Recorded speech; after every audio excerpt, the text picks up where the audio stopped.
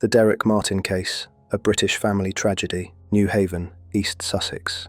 A quiet seaside town better known for its ferry port and calm coastal views than for anything violent or shocking. But on the night of the 11th of June 2023, that calm was broken in a way no one in the town will ever forget. By the time emergency crews arrived at a semi-detached house on Blatchington Road, 2 people were dead, a young couple, both just 33. And within hours, the killer would be calmly sitting in a cafe, buying milkshakes for the children whose parents he had just taken away. A family like any other. The victims were Chloe Bashford and her husband Josh Bashford. They lived what, from the outside, looked like a normal family life. 4 children, a busy household, the usual everyday noise of work, school, and weekend routines. Chloe's father, Derek Martin, was a regular presence in their lives for years. He was in his 60s, known locally, and by most accounts had once been a steady, hard-working man. But relationships inside families can change in ways neighbours never see. Behind closed doors, tension had been building, arguments, resentment, and eventually estrangement. Court evidence later showed that Martin had become increasingly isolated, convinced he was being cut out of his grandchildren's lives. He saw it as rejection, a humiliation he couldn't let go of. A day that turned dark. In early June 2023, that resentment reached breaking point. What exactly triggered the confrontation that night is still not fully known.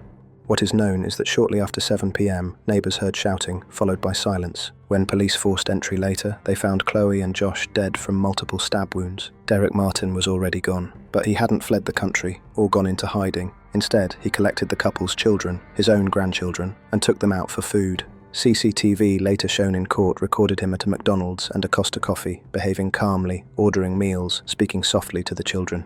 To staff and other customers, he looked like any grandfather out for the evening. Only hours later did the truth begin to surface. The confession. Around midnight, Martin walked into Brighton Police Station. He told the desk officer who he was and what he had done. Officers described him as calm, coherent, and matter-of-fact. He gave a full account, identifying the house, the victims, and the knife he had used. Police immediately dispatched units to New Haven, where they confirmed the horror waiting inside. The children were placed in protective care. Martin was arrested on suspicion of double murder. The investigation. For detectives, the case was unusually clear in its physical evidence, but deeply complex in its psychology. There was no mystery about who had committed the killings. The perpetrator had confessed. The task was to understand why and to establish whether he had planned the attack or lost control in the moment. Forensic teams catalogued every detail of the crime scene. Psychologists began assessing Martin's mental state. Friends told investigators he had been spiraling in recent months, depressed, angry, feeling abandoned. He'd spoken of grievances, but few thought he was capable of violence. In interviews, detectives described a man who seemed detached from the gravity of what he'd done, alternating between justification and disbelief. The Crown Prosecution Service later summarized it bluntly. This was a deliberate and cruel act of revenge carried out in cold blood.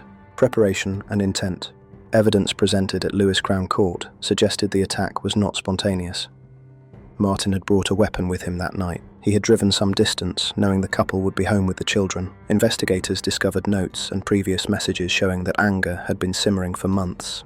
In the eyes of prosecutors, these were signs of clear intent. The defense, however, argued otherwise. They presented a picture of an aging man in psychological decline, suffering depression and paranoia. They said he felt shut out by his family, that he had snapped under emotional strain, a state known in law as diminished responsibility. He pleaded guilty to manslaughter, hoping the court would accept that his judgment had collapsed under mental illness. The jury would have to decide, was this a momentary loss of control or a planned double murder? The courtroom. The trial began in September 2025 at Lewes Crown Court. Every seat in the public gallery was taken. Reporters described a heavy atmosphere, a community still struggling to understand how a family dispute could end like this. Prosecutors walked the jury through the timeline, the long-standing tension, the messages, the journey to New Haven, the calm actions afterwards. They argued that Martin knew exactly what he was doing, that he acted with purpose, then created the illusion of normality by taking the children out, as though nothing had happened. One police investigator told the court that the composure shown after the killings was one of the most chilling details of his career. The defense countered with psychiatric reports. They described Martin as a man suffering from severe depression and delusional thinking, incapable of rational decision-making. They asked the jury to see a tragedy born from mental illness, not malice. For days, the courtroom heard evidence about Martin's life. his divorce, health problems, isolation, and fixation on his daughter's family. But the calmness of his actions after the killings became the central point. Jurors were shown CCTV footage from the McDonald's that night. It lasted only minutes, but in that short clip, they saw a man entirely in control, ordering food, paying in cash, ushering the children toward the counter. For the prosecution, that image erased any claim of temporary insanity. The verdict. On the 18th of October 2025, after several hours of deliberation, the jury returned unanimous verdicts, guilty of both murders. As the foreperson read the decision, Derek Martin remained expressionless. There were quiet sobs from the gallery. The families of Chloe and Josh sat together, holding hands. The judge told him, "You carried out one of the most distressing acts imaginable, killing your own daughter and her husband, and doing so in front of the life you helped create."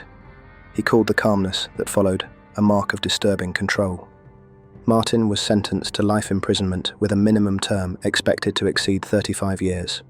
He will likely spend the rest of his life in custody. Aftermath. Outside the courthouse, Sussex police issued a statement. "This was a devastating case that destroyed an entire family and shocked our community. Our thoughts remain with the children who have lost both parents to an act of senseless violence." The children were placed with relatives under protection orders. Neighbours described a silence over the street, blinds drawn, toys left untouched in the garden, the feeling that ordinary life had been permanently altered. Community tributes poured in for Chloe and Josh, described as kind, devoted parents, always smiling, always helping others. Local schools and churches raised funds for the children's long-term care. Reflection. The Derek Martin case is not the story of a hardened criminal or organised killer. It is the story of a family imploding under the weight of resentment and pride. It forces a question many true crime stories avoid. How does love turn to hate? And why do some people, faced with rejection, choose annihilation rather than acceptance? Experts who followed the trial pointed to a familiar pattern: isolation, grievance, and a belief that control can be regained through violence. It's a pattern seen in many domestic tragedies, often hidden until it's too late. For police and social services, the case is a reminder of how easily emotional instability can slip through the cracks, how even families that appear functional can conceal years of conflict. And for society, it exposes the uncomfortable reality that mental decline in older men often goes unnoticed until it explodes into crisis. In the end, Derek Martin's actions left 6 lives destroyed, the 2 he took, his own, and the 4 children who must grow up with a truth too heavy to carry. The house on Blatchington Road still stands, but it has become a marker of what can happen when anger hardens into obsession. True crime often focuses on gangsters, killers, or strangers in the dark. But sometimes, the darkest crimes are committed inside the walls of a home by people who once said, "I love you." This case is a study in the fragility of family bonds and the irreversible damage of a single violent choice. Derek Martin will spend the rest of his life behind bars. For those left behind, the sentence never ends.